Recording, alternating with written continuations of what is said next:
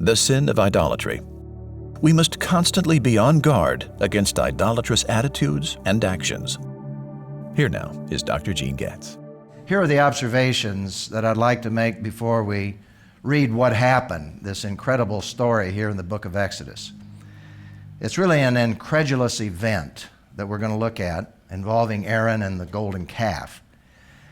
But here's the setting for this. Number one, God had miraculously delivered his people from Egyptian bondage. Now that meant all of these incredible miracles, all these signs, and then crossing the Red Sea through the miracle of the division of the waters.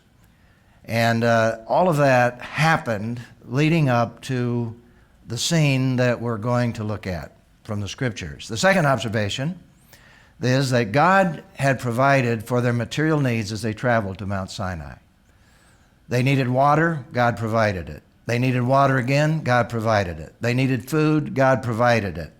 God took care of them. Here they are at Mount Sinai. Number three, and this perhaps is the most significant observation. While they camped in the very presence of God's awesome power and holiness, they violated the first two commandments by creating and worshiping a golden calf. Now, in our previous section, of course, we looked at the revelation of God from Mount Sinai. The mountain was covered with smoke and fire and rumblings, and God literally spoke from Mount Sinai. Before he ever recorded the Ten Commandments in stone, he spoke these commandments. They heard his voice coming from the midst of all of this incredible phenomena, a miraculous setting. And so here they are, camped in the very presence of God, and Moses has gone up into this mountain to receive additional instructions regarding the laws, and also God is going to now reveal in writing those Ten Commandments, as it were, chiseled in stone by the hand of God himself. And he's there for 40 days and 40 nights. But that's the setting for what we read here in Exodus 32. It's incredulous, really, what happened. Reading from verse 1 of this chapter, when the people saw that Moses delayed in coming down from the mountain. 40 days, 40 nights. Yes, that's a long time, but the mountain is still trembling. The smoke is still there. The fire is still billowing from that mountain. There's a reminder of who he is and a reminder of everything that he has done. But when Moses delayed, notice what happened. They gathered around Aaron and they said to him, "Come, make us a god who will go before us, because this Moses, the man who brought us up from the land of Egypt, we don't know what has happened to him." Now, I'm sure there were certain representatives of the people who came. And because these representatives had persuasive powers, as it were, representing the people, Aaron responded. Now, we don't know what happened in the conversation with Aaron. I'd like to cut him a little slack in saying that they may have threatened Aaron. They may have threatened his life. They may have done some of those things. I don't know. We're not really told what happened. But in essence, Aaron replied to them, "Take off the gold rings that are on the ears of your wives, your sons, your daughters. Bring them to me." In other words, he's cooperating for one reason or another, and whatever reason, it's somewhat incredulous. It's beyond our ability, because Aaron was one of the ability to think, I should say, because Aaron actually was one of the leaders in Israel, along with Moses, that worked all of these incredible, powerful miracles. And so all the people took off the gold rings that were on their ears. They brought them to Aaron. And he took the gold from their hands. He fashioned it with an engraving tool. He did that. He actually fashioned it with an engraving tool. And he made it into an image of a calf, which was not totally unfamiliar because of the worship in Egypt of animals and objects. And then they said, "Israel, this is your God. That is, the people who represented the people, who came to Aaron when Aaron responded back to them and had the calf. They all went out and said, Israel, this is your God who brought you up from the land of Egypt. And when Aaron saw this, he built an altar before it. Again, this is Aaron taking this action. And then he made an announcement, and this announcement I think is rather significant because he may be trying to cover his tracks with the Lord God, because he said there will be a festival to the Lord tomorrow. Notice he says, to the Lord. In other words, what he's trying to remind them of is that this calf represents the Lord, represents the one true God. That's not how the people saw it, obviously. And early the next morning, they arose, they offered burnt offerings, they presented fellowship offerings, and the people sat down to eat and drink and then got up to revel.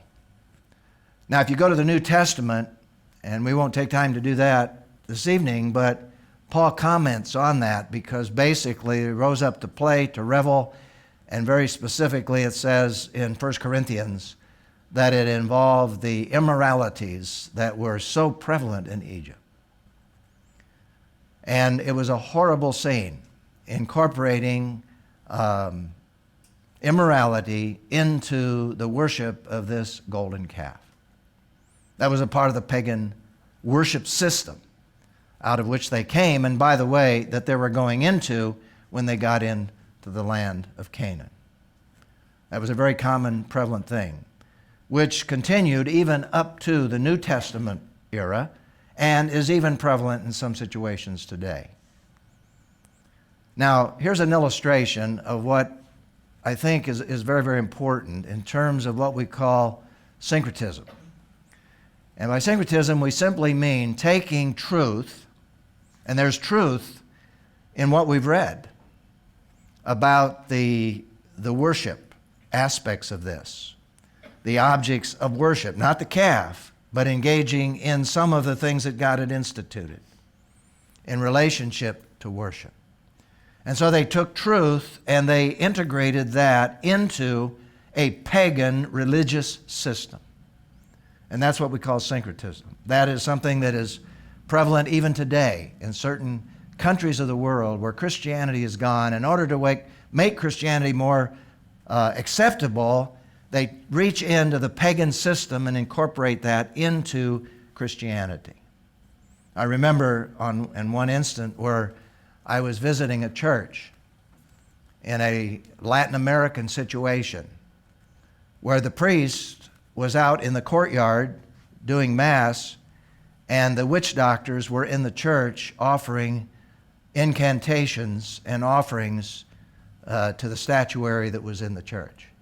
Now that's what you call syncretism, and that exists today, that kind of thing.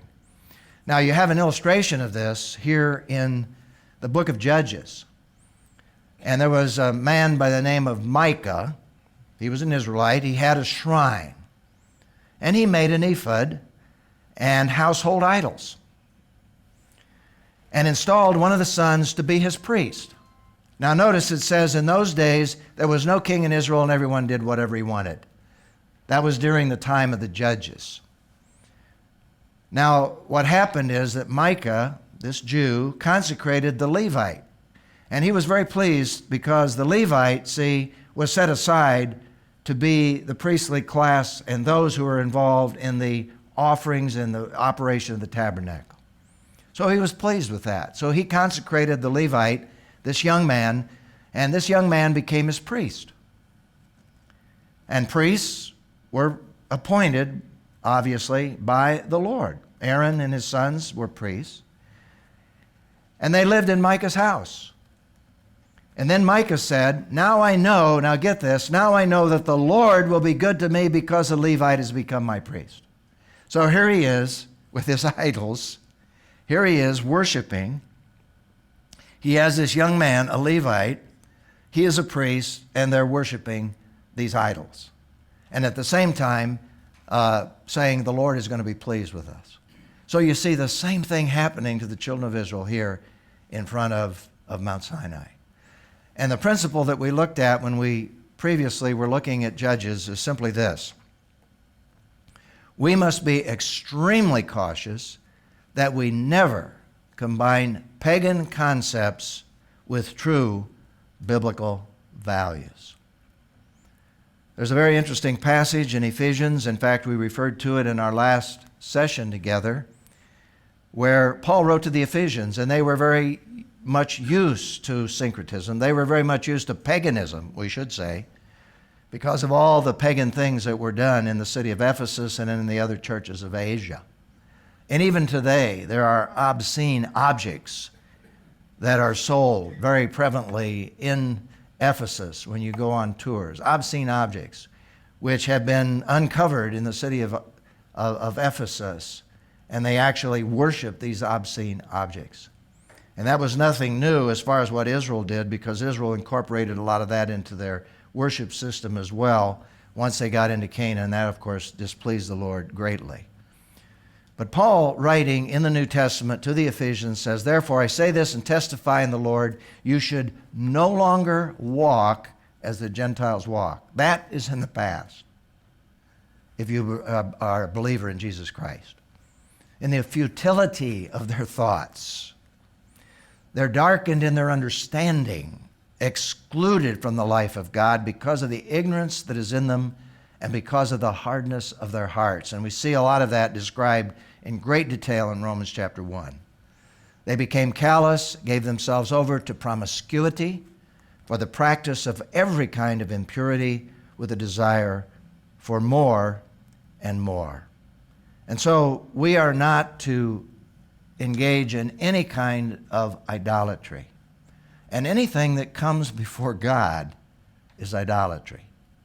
In fact, many places in the New Testament it talks about being greedy, and it talks about money or material things coming before God. And that's why Jesus said in Matthew 6:24, "No one can be a slave of two masters." Now this is just one illustration of idolatry, and Jesus used material things as one of those illustrations. "No one can be a slave or a servant of two masters, since either he will hate one and love the other, or be devoted to one and despise the other. You cannot be slaves of God and of money." And so that leads to another question, just to broaden the principle and application. And that is, what other forms of idolatry captivate many people today, even professing Christians? Well, we've looked at materialism.